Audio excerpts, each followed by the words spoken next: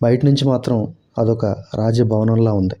మొత్తం టెంపుల్, శిల్పాలు, design, architecture యాదగిరిగుట్టకి ఏమాత్రం తీసిపోకుండా ఉంది.